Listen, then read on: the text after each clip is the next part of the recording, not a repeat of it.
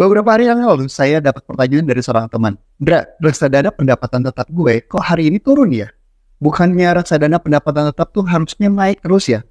Sebelum saya menjawab pertanyaan tadi, saya mau kasih info dulu bahwa RDPT atau reksadana pendapatan tetap itu seperti rekening khusus yang isinya adalah uang dari banyak orang. Uang dari banyak orang ini dikelola oleh seorang ahli keuangan. Nah, uang ini digunakan untuk membeli obligasi. Obligasi ini seperti janji dari pemerintah atau perusahaan untuk mengembalikan uang dengan tambahan bunga. Bunga yang dijanjikan oleh pemerintah atau perusahaan ini sifatnya tetap atau mengikat, artinya selama waktu yang dijanjikan, nilai bunganya tidak akan berubah.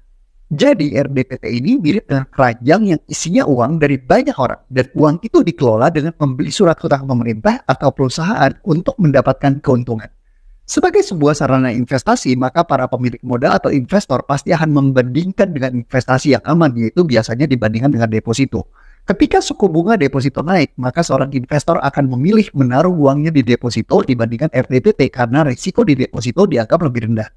Untuk itu, maka RDPT harus menurunkan harganya agar investor tetap tertarik dengan RDPT. Dan demikian juga sebaliknya, ketika bunga deposito turun, maka RDPT akan naik nilainya karena dibandingkan dengan deposito lebih menguntungkan. Nah, kalau kita lihat saat terjadi RDPT turun, ternyata Bank Indonesia baru memutuskan untuk menaikkan suku bunga untuk menahan laju kenaikan dolar Amerika di Indonesia. Jadi, ini adalah hal yang biasa ya teman-teman. Jangan khawatir juga karena RDPT tetap bisa jadi pilihan investasi yang bisa teman-teman punya dengan tingkat risiko yang rendah ke menengah. Semoga konten ini bisa menjelaskan kenapa RDPT bisa turun beberapa hari yang